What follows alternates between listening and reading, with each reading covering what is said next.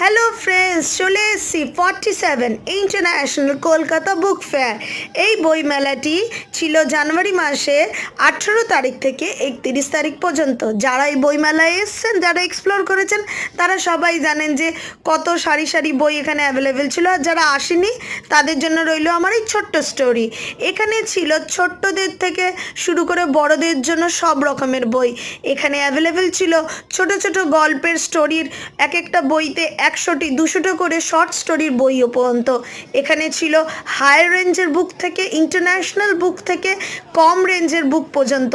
Can you imagine, এখানে 100 রুপিসের নিচেও বই, শর্ট স্টোরিজ বুক এবং অনেক রকমের বুক অ্যাভেলেবেল ছিল এখানে সব রকমের এক্সপ্লোর করা ইন্টারন্যাশনাল ন্যাশনাল সব রকমের বই। দেখতে পাচ্ছেন আমি শপিংয়ের সাথে আপনাদের সুন্দর মুহূর্ত কয়েকটা শেয়ার